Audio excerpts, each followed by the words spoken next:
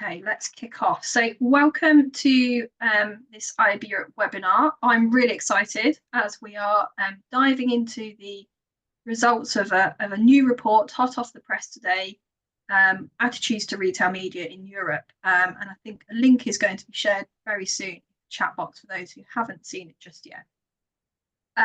So my name's Marie-Claire and I lead our retail media work here at IAB Europe. And this includes our committee, Retail Media Committee, our Retailer Council and associated work tracks on standardisation, education and insights. And the Attitudes to Retail Media report forms part of this work plan. So the report's based on a survey that we ran a couple of months ago of both buy and sell side stakeholders. And I'm really pleased to be joined today by Jason Westcott, who is chair of our Retail Media Committee, who's going to take us through some of the key findings and insights very soon.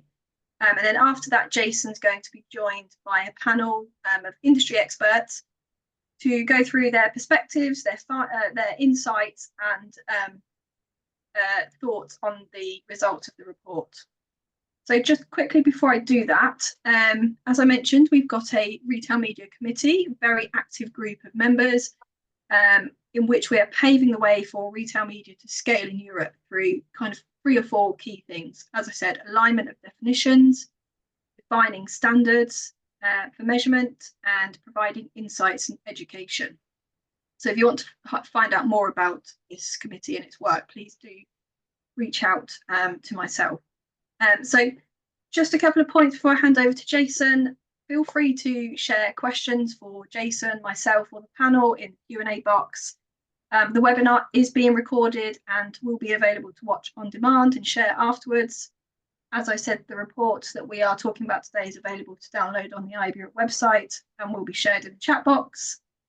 So that's it from me. I'm going to hand over to Jason with that. Thank you, Jason. Thanks so much, Marie-Claire. And I echo those sentiments. I'm very excited, also delighted to be here to introduce IAB Europe's first Attitudes to Retail Media survey in Europe, and the corresponding report that key members of our committee worked on as well. Like Marie-Claire said, I am the current chair of the IAB Europe Retail Media Committee, and I'm also the Global Head of Commerce Solutions at Group M Nexus. So let's start getting into the survey of attitudes to retail media.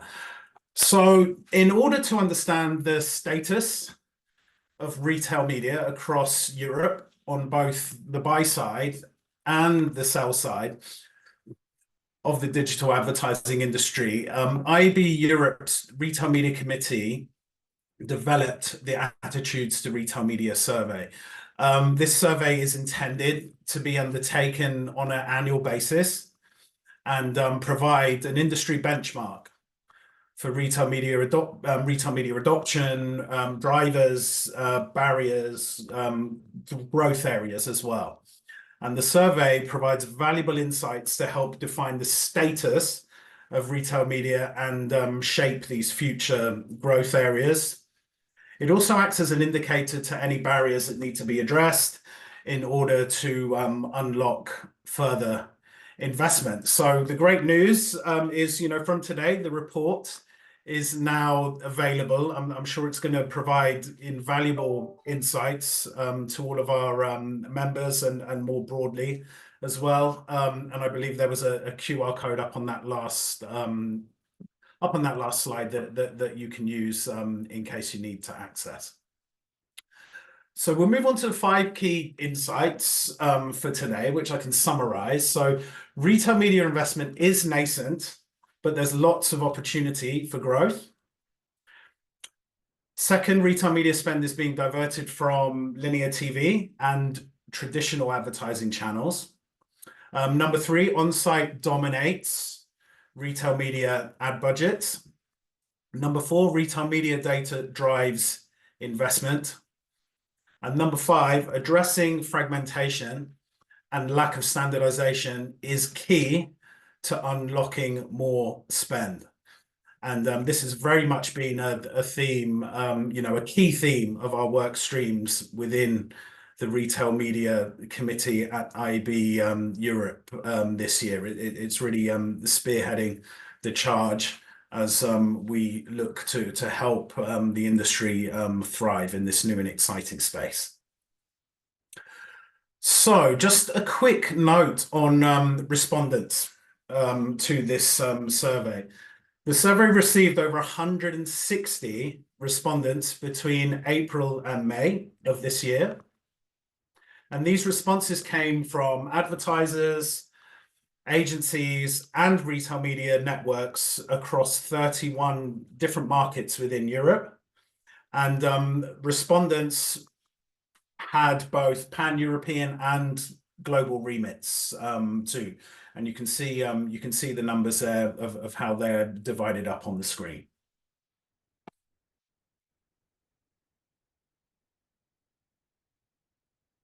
Of all the buyers surveyed, 50% have been partnering with a retailer for more than 1 year, whilst just over half of retailers have had an offer in place for more than 1 year. And of the 18% of buyers that are not yet partnering with retailers, 78% of those said that they intend to over the next 12 months. 16% of retailers don't yet have a retail media proposition in place, but 43% of those said they plan to develop one in the next 12 months. So some very sort of telling insights there into in relation to the growth of retail media in the region.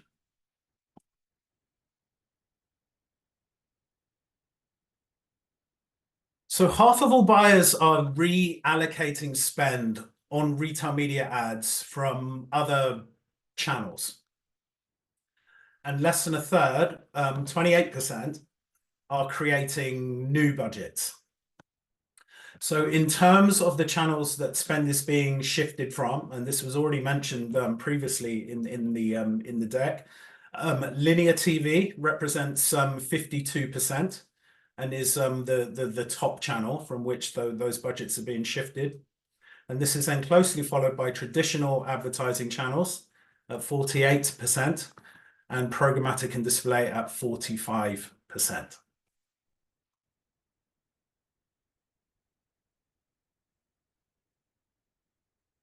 And more than 90% of buyers are investing more than 41% of their digital ad budgets into on-site.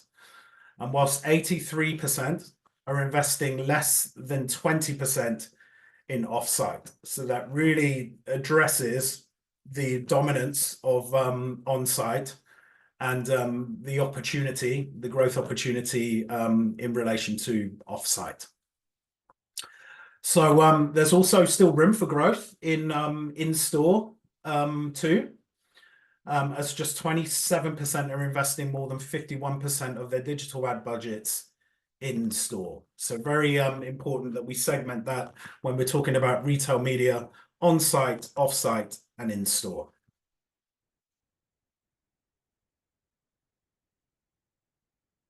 And access to retailer first-party data is 87%, and reaching shoppers at the point of sale is 74%. So this is in relation to what's driving that investment in retail media. So those are the two top opportunities that are cited by buyers, and you can see, that they have a very high percentage versus then, number 3 and below, which we then get down into, the 50th and 40th and 30th percentile groups. And closed loop attribution is also seen as a key opportunity. And this one's number 3 at 57%. And I'm sure you're no stranger to this term of closed loop attribution, but, also very consistently stated as a benefit to retail media in terms of its sales driving capability.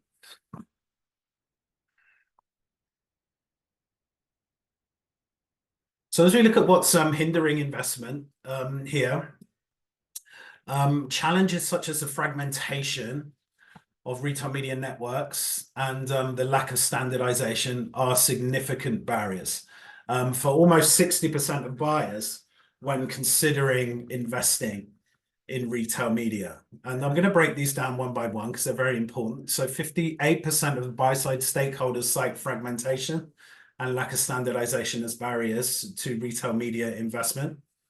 53% also cite the fact that retail media networks are not integrated with other technology as a barrier.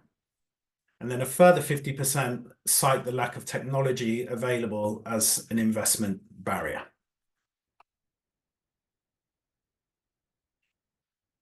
So it's great to share all of those insights and very much looking forward to the panel that's coming up shortly. So I just wanted to reiterate, in relation to this survey, we received over 160 respondents between April and May, and the responses came from advertisers, agencies, and retail media networks in 31 markets, with many of these having both a pan-European or global remit as well. I think the three key takeaways that we can take from this survey insights is that retail media networks need to continue to invest in their tech and product. Industry needs to work together to address fragmentation and standardization. And finally, let's continue to work together to raise the bar and level of understanding of retail media in Europe. So thank you very much. Honored to introduce the survey and the report, and looking forward to the panel. Thanks so much, Jason. Hopefully that gives everyone a bit of a flavour of the kind of findings and key insights that we've pulled out in the report, and there's more detail, more context, etc. in the report. So please do go and download it. But now let's jump into our panel discussion to talk about those insights a bit more.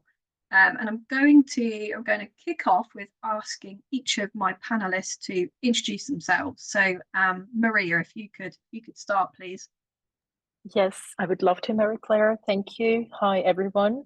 Big pleasure to be here today to also speak further about the results of this report. I'm leading retail media at Kleinanzeigen, one of the biggest websites in Germany and one of the biggest classified platforms in general, belongs to Adventa. Work in the retail media for the past 2 years, and before that was building the business at Ideal or Axel Springer. Thank you, Maria. Laura? Hi, everybody. Good afternoon. I'm Laura Badea. I'm a global digital commerce partner at Group M. I work in the global organization for various clients. I've been in media for nearly 20 years and the past 6 years in commerce, digital commerce. That was only recently labeled, like a few years ago, as retail media, and very happy to be here with you today. Thank you. And Samia? Hello, everyone. I'm glad to be here with you. I'm Samia Ruiz. I'm head of insights and measurement at Unlimitel, and quite excited to be here and discuss the results with you. Thank you. So I'm going to dive into the first question, and this is all around kind of the adoption and current investment levels in retail media. And we saw that it's around about 50% of buyers are investing in retail media networks currently. What do you think is going to drive that up, and when do you think that will kind of tip over 50%, more towards the 60 or 70% level? Laura, I'm going to start with you, if that's okay. Yeah, thank you. I think we are witnessing that, advertiser investing in retail media over 50% as we speak. Advertisers and agencies are starting working on 2025 plans, and retail media is part of everyday conversation on marketers' agenda. So I'm pretty confident that when this survey is going to be taken again in a year from now, we will see those numbers changing quite significantly. As to what is driving that change, I think it's as always, a mix of factors. So on agency/advertiser side is driven by increasing demand for deterministic measurement of the most effective channel mix to drive sales. So I think first steps have been made already, as we can measure today, even today, with Amazon Marketing Cloud, so one of the most sophisticated retailer, Amazon. So we're expecting to see this evolving and more retailers to jump on that opportunity. Also for non-endemic advertisers, they can access a diversified with potentially high responsive audiences, as retail media offers unique customer browsing and purchase behavior signals that no other publisher can offer in real time. So we'll see that driving retail media investment up, and the partnership with retailers going forward. Jason, what do you think? Do you share the same sentiment, or do you have a different view on how this is going to go over the next couple of years? No, I feel like we are going to see that steady growth. I think one of the angles I've been thinking about in terms of when I look at our sort of client mix of retail media and all of my experience in retail media over the last 7 or 8 years is that, you know, the CPG businesses or advertisers are very dominant in this space, and it clearly suits their advertising goals very well. I believe retail media outside of CPG is still relatively nascent. So I think we have verticals that have very good underlying conditions, high traffic, they've got good commercial intent, strong loyalty programs, for example, but they're very underpenetrated when it comes to retail media capability. I mean, just to show some stats, and I think these are IAB Europe stats actually. The percentage of European retailers with a retail media offer by sector. So for consumer electronics, it's 71%, fashion 50%, and then you have supermarket at 48%. Now, if we look at the lower end of that spectrum, you know, where I expect to see growth, you know, things like sports and leisure, and DIY and trade as well. So sports and leisure at 20% currently, and DIY and trade at 13% penetration at the moment. So I feel as those come more up to speed, that's clearly going to provide more opportunities for advertisers, and it's definitely going to, you know, drive that number of buyers up over 50%, because, you know, it's going to bring a lot of advertisers from different verticals to the table. Yeah, and to add to what Jason was saying, we've seen in the report, in the survey, that 76% of the retailers cited additional revenue stream from advertising. So there is an interest in building that capability there and evolving that capability there. So that will only see, as Jason mentioned, more verticals becoming more adept at launching retail media capability. I also want to add on that. I find this very interesting what Jason and Laura were saying. I think there is also a big growth line with non-endemic users, not just because CPG, they are classically endemic products, and all the industries that you quoted, for example, they are most likely going to be also endemic. But when we speak about non-endemic, I feel that there is a huge potential, but also historically, they have worse ROI and performance on retail media platforms. So once retail media solutions will be able to provide equal performance as for endemic users, or at least slightly improved, I think we will see also a big, massive jump there in retail media usage. Maria, that's a great point, and I think it's kind of linked to some of the stuff we're probably going to talk a bit later about offsite opportunities as well. But I do feel like there is a huge potential that non-endemic advertisers are not yet fully leveraging, or just not quite on their radar yet. For anyone on the call who doesn't know, when we talk about endemic advertisers, we're talking about advertisers who sell products on the e-commerce platforms that's linked to the retail media network. And when we talk about non-endemic, we're talking about advertisers that don't sell products on the linked e-commerce platform or store to the retail media network. I always assume everybody knows. There might be a few people who don't. So just wanted to help out on that one. That's a really good point, Jason. I remember when I first started doing the retail media committee and everyone was talking about endemic and non-endemic, and I quickly had to get my head around what that meant. And actually, for those of you that want to know a bit more about that, we do have a really good 101 retail media guide that kind of covers that off as well a bit. So feel free to grab that as well. So yeah, just that kind of moves me on nicely to my next point, actually, about where that spend is currently going within those retail media networks. So we've seen that actually on-site is currently taking the biggest share of the investment. Firstly, why is that? And then secondly, what do you think is going to fuel that off-site growth? And also the, Jason, you mentioned in-store as well. What's going to fuel the other channels, so off-site, in-store, within retail media networks?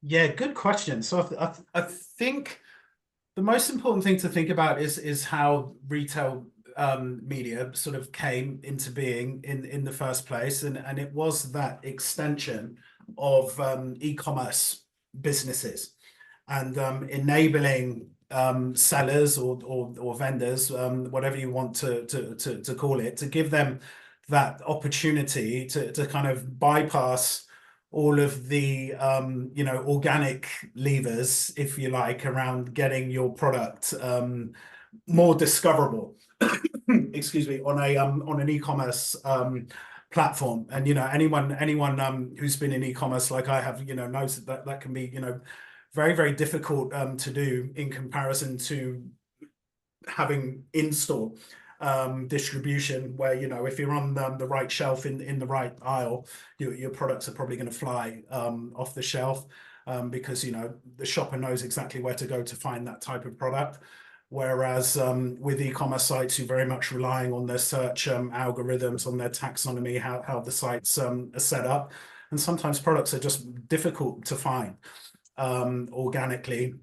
And then you're competing with so many other products. So if someone's looking for something quite generic, toothpaste, perfume, hairspray, there's so many different options. So how do you get your listing to the top of that page?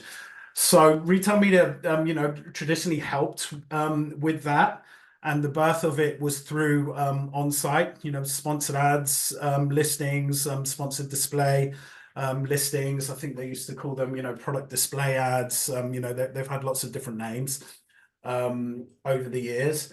I think a recent report that I saw showed that globally, on-site represents about 90% of global retail media investment, versus 10% for off-site, and in-store didn't even sort of figure as a percentage point yet because it's still so new. So that's really, really interesting. But I feel like it's very much still linked to e-commerce growth. So if we take Amazon as an example of the kind of forefront leader in this space, you'll see that they have lots of ad slots occupied on any sort of typical search results page or any other part of their site. So I feel like their on-site inventory is pretty much at a maximum level. But then if you look at the newer entrants into this market, I believe there's still quite a lot of headroom in terms of on-site inventory. So that's why I feel like inventory for on-site, still has space, and is still going to be, dominant for quite some time until that reaches a saturation point across all retailer sites. Off-site is going to grow a great deal. I think that's despite the news last night on Google's 3P cookie deprecation. being changed or cancelled, however you want to say it. But you know, the fact is that retailer first-party audience data, you know, offers very precise targeting, and that's very much what advertisers are seeking, you know, in order to improve their level of relevancy when it comes to advertising.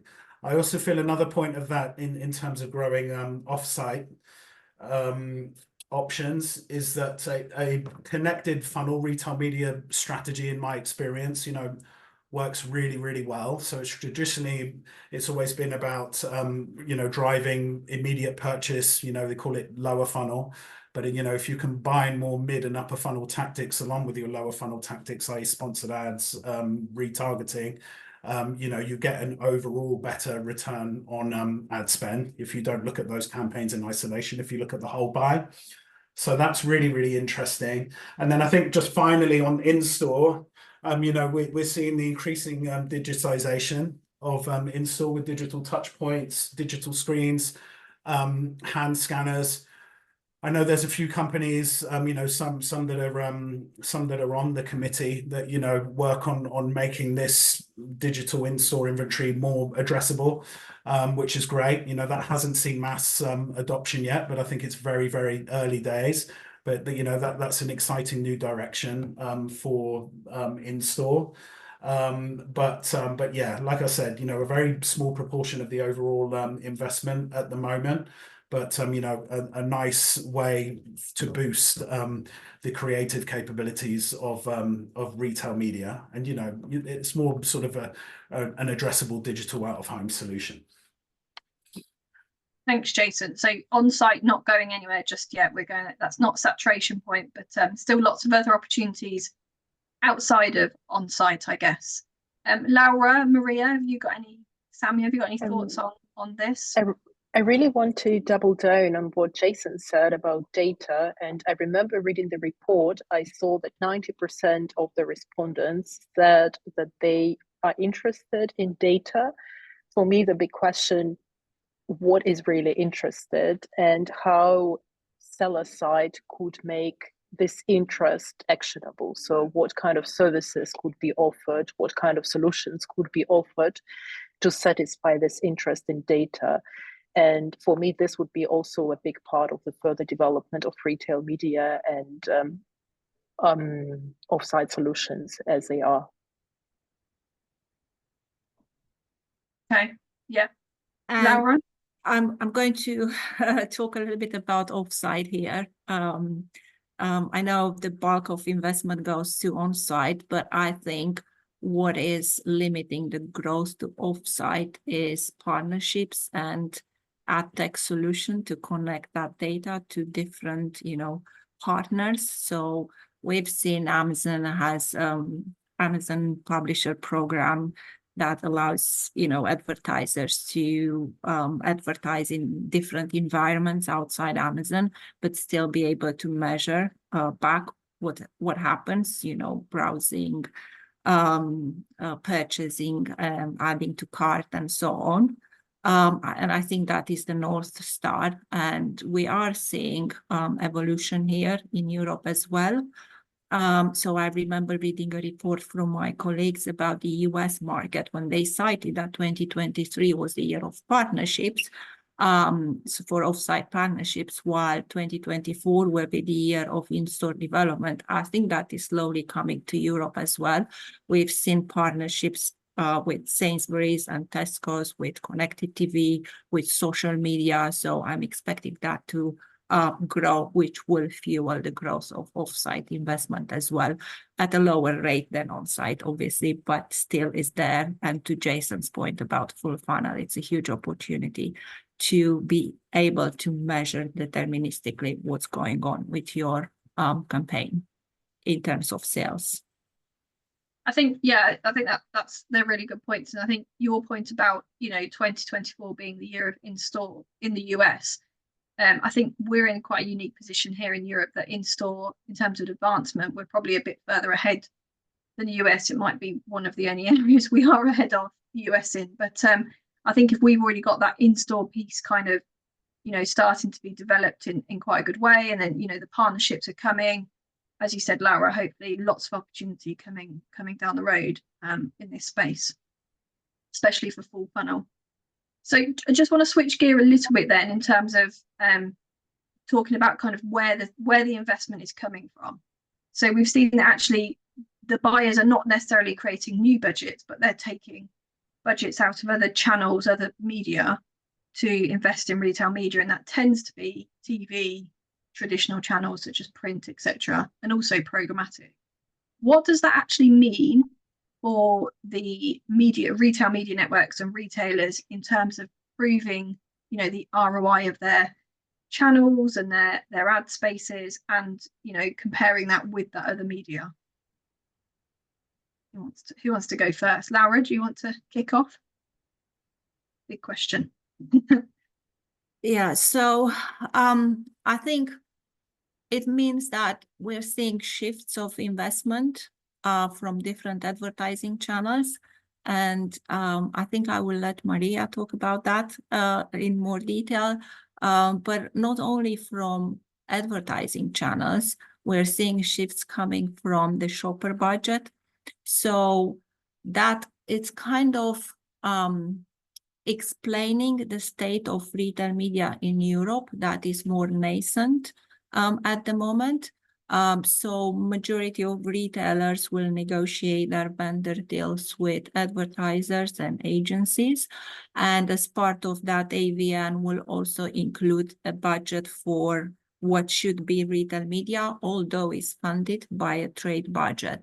So what we see increasingly is that part of budget funded by the shopper customer development team is actually recognized as retail media. And this is kind of net new investment being allocated to as being labeled as advertising and promotion. So advertising investment, retail media investment.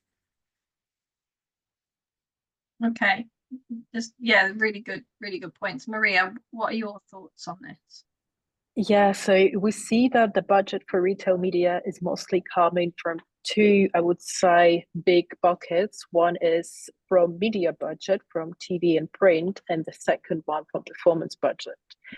When it is coming from performance budget, what we see that there are the same expectations for retail media as it would be for performance marketing channel, Facebook, Instagram, Google, etc. And to be completely honest, I don't think that we are technologically there to offer the same conversions. We will be there, we are going there, but it will take some time. And also there is a big question for retail media, especially for endemic products, to track that, because what are really incremental purchases? If we talk about the budgets that come from other buckets, TV and print, I think there the brands have less expectations on performance, but they still do have. And here comes a question, how our retail media networks are going to track that, especially like it is connected for me that TV and print budgets are more allocated to sponsored display products. That is, I think, the most popular one right now, according to the survey that the brands are looking for. Still the question, what kind of metrics could be offered there and why retail media would be better than TV and print.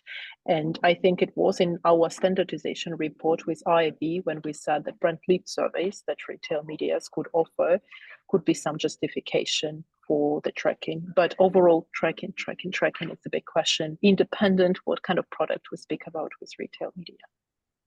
That leads me nicely onto the next question. Actually, I was just gonna switch the order a little bit, so apologies. But just in terms of those metrics, then that the retail media networks are offering, how important are they to the overall investment in retail media? And I'm going to switch to Samia for this because I know that you've obviously got measurement this is head of insight for Limitail. Yes, of course. Yeah, actually, measurement is quite a big deal, as we already spoken. So it's as we said, retail media is media, and it has its place in media budget, in media planning, and thus it is challenged on its KPIs and its capability of measuring performance.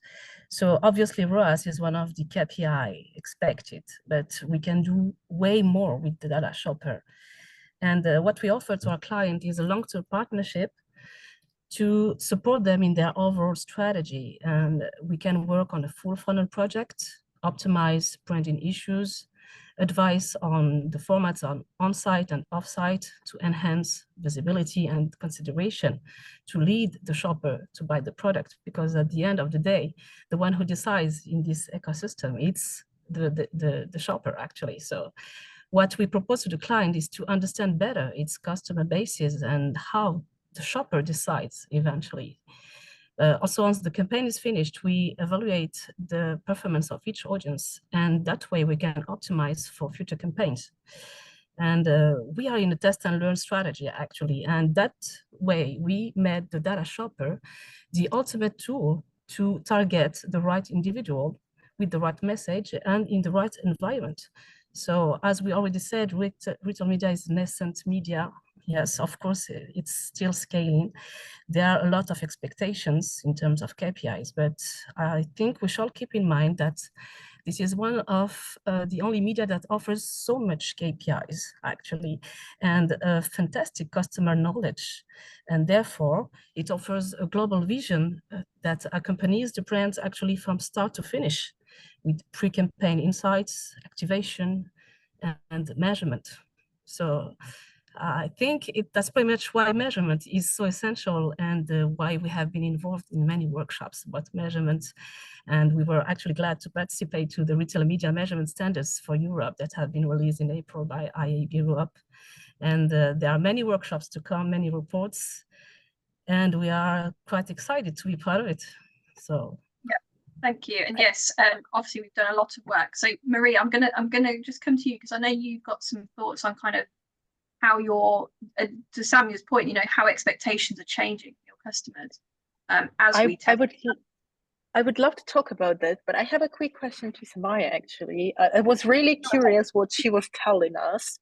Could you maybe, if you can share this, what is the general period, the length of this flight of this campaign that you require to get the data and optimize it? Is it a couple of weeks, or do you rather talk here about months? Actually, it depends on the product, but we wait and see, probably maybe weeks, maybe months, it depends.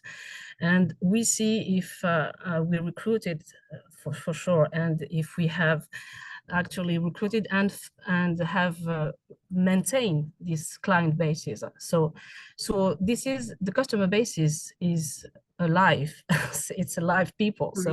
So we have to observe that and be sure that we are targeting the right people. So that's why it's very important to give the data shopper actually its capability to understand really who is the shopper and how to lead him to buy the product.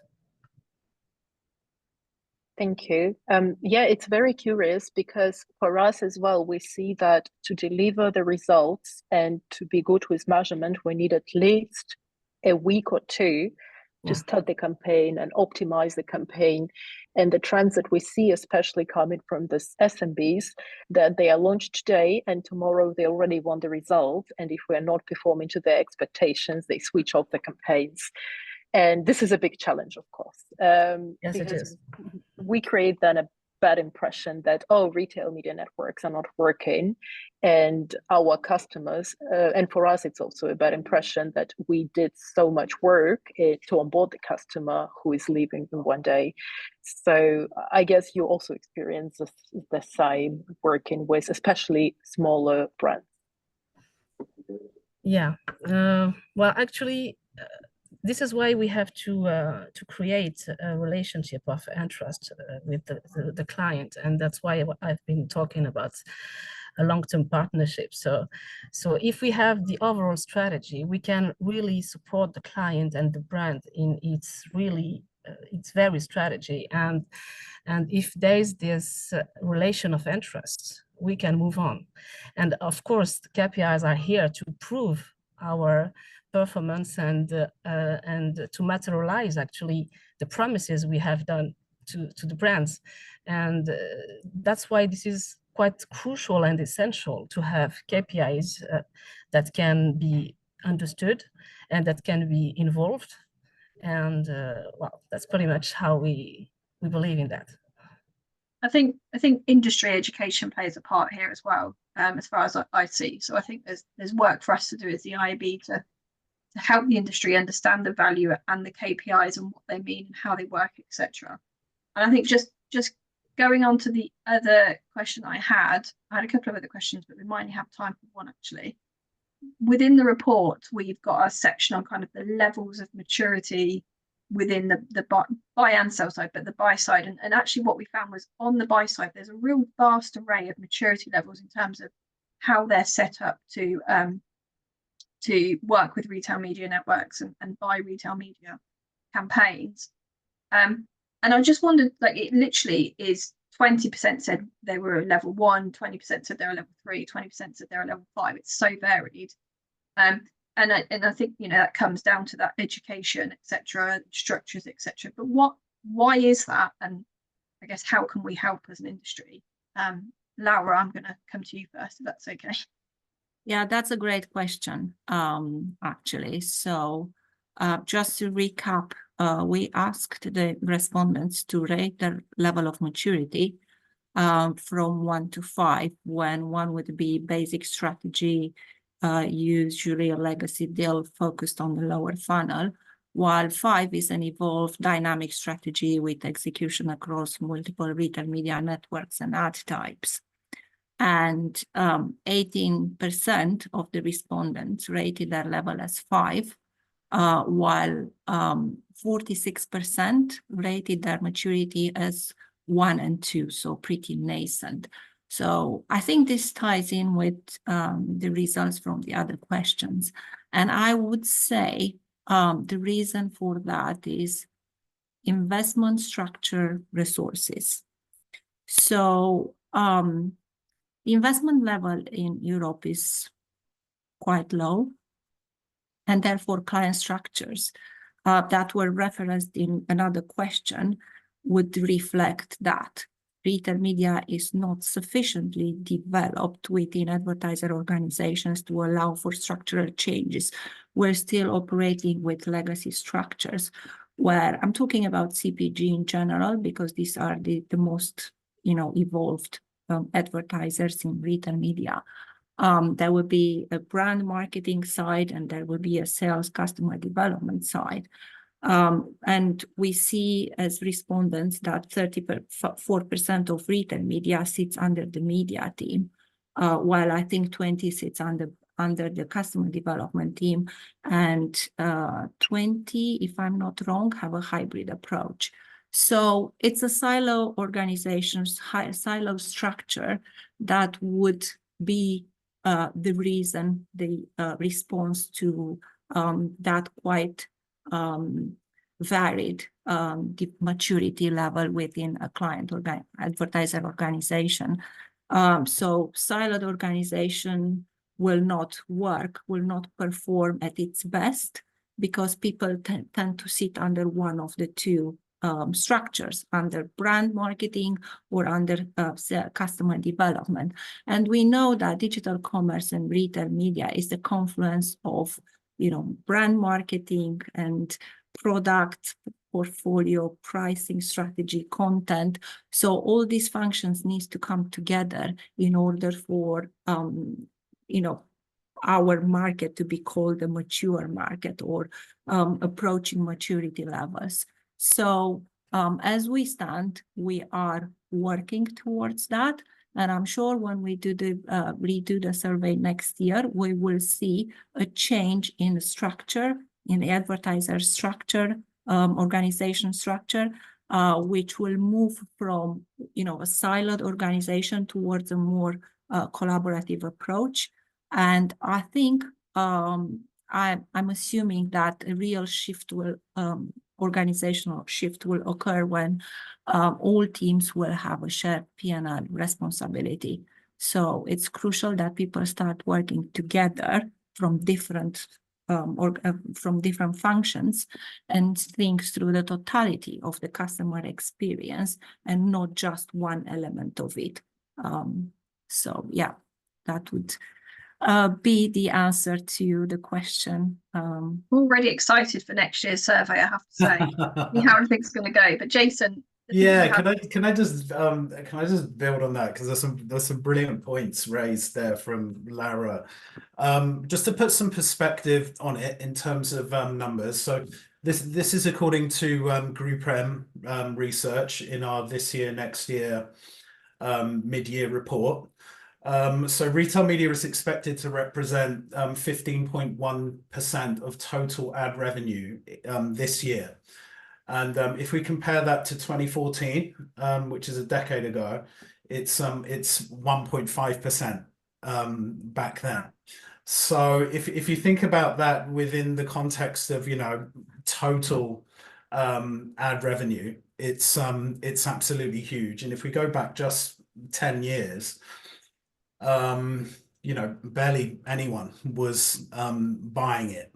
I can certainly sort of think back to that point in my career, and I kind of, you know, people may have heard this before. I normally do reference it, but I remember when I was on the client side, you know, my company at the time was one of the first businesses or vendor businesses to buy Amazon sponsored ads, which at the time, and you know, this was around 2015. At the time, that was only set up for marketplace sellers. So you know, we were having to buy ads, you know, using a credit card. We couldn't even do any direct invoicing or anything like that. So we can see how much things have changed in the space of 10 years, you know, not just in terms of the numbers, but just in terms of the actual platforms, availability, and methods in which you can buy, you know, just becoming a lot more scaled and geared up for you know, scaled advertiser businesses. And you know, that's referencing one of the, you know, market leaders who have, you know, 35% share of retail media ad revenue globally. So you know, the goalposts have moved very, very quick.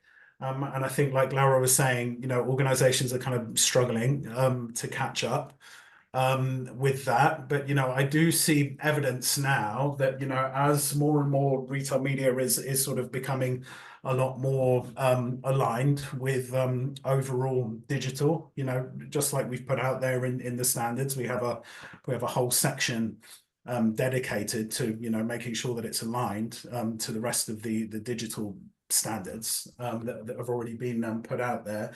You know, I'm seeing the leading advertisers integrating retail media now into their broader media buying procedures and organizations, and you know, I think that's a good thing.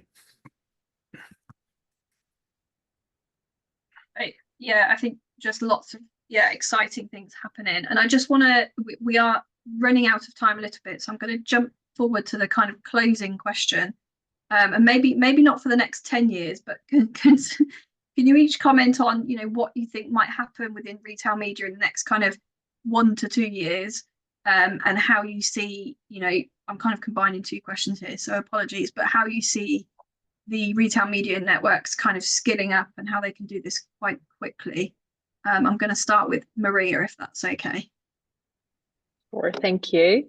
So for me, the scale up would come from two core elements. The first one will be technology.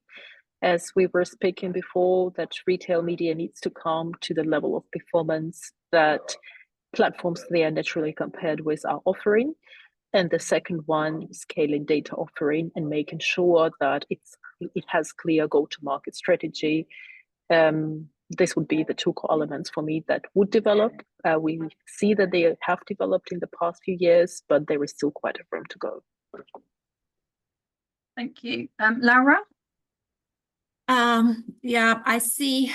So from working on advertiser side, I see the growth coming from advertiser approaching retail media in an integrated fashion, you know, integrated into the broader brand marketing strategy. So not being silos separately running strategized and activated in separately from the rest of the media plan. I see that integration and agile approach, flexing one core media and retail media depending on results. So that's one thing that is going to drive growth, in my opinion. And the second one is linked to what Maria was saying earlier: data measurement, data pass back, modeling.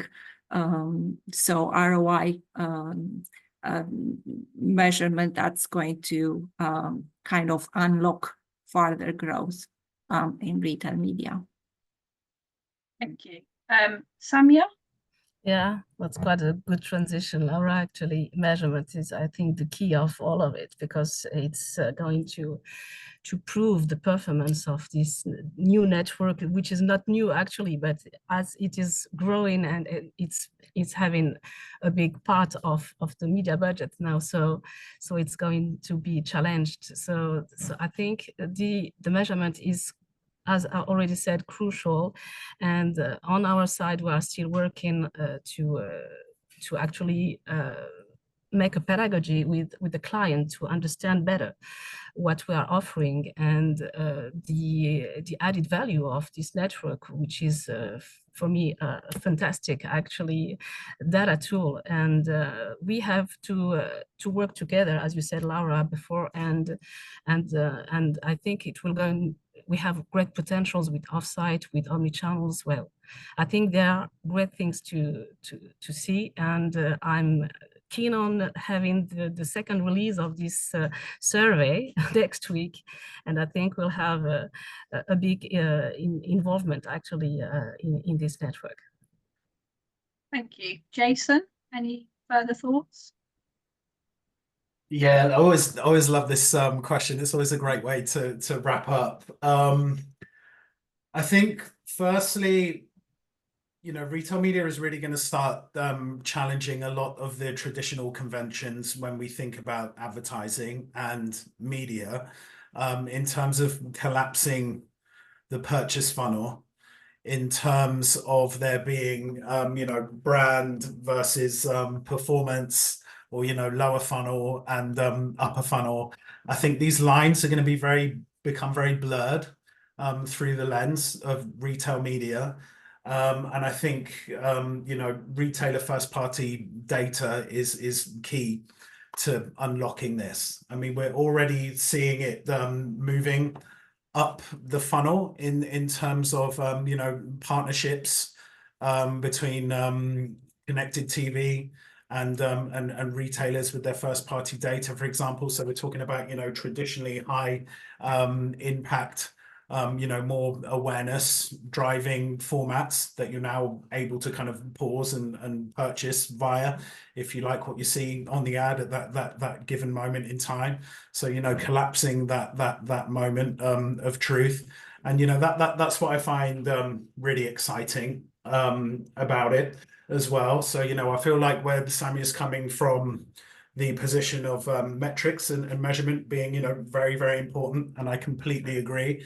I also feel the most exciting part for me is that expansion of formats, and bringing more creative formats into play, and more creative use of first party audience data for targeting.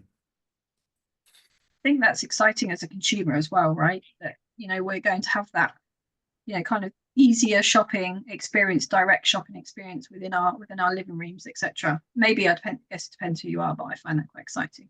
Yeah, don't spend all your wages at once. No, exactly. Try not to. So I mean, we're pretty much out of time. I have to do a couple of shout outs for things we've got coming up, but just before I do, thank you, Jason, Laura, Samia, Maria, for joining me and for having this discussion. It's been really, really helpful. So just quickly before we close, a few things we've got coming up after the summer with IAB Europe, which are all free to register for as a member or non-member. So we've got our virtual CTV day. So if CTV is your thing, as Jason just alluded to, Please do sign up for that. That's on the 25th of September. We've got a great debate on trust and transparency in October. If you want to know more about brand safety, ad fraud, and how the industry is working on that, please do sign up. And then again, more on retail media. So we'll be back with another great debate on retail media following the success of the first one we did this year in April at the end of October. So please do sign up for that. And with that, thank you again to my lovely panelists, to all of the audience for attending, and see you all soon. Thank you very much.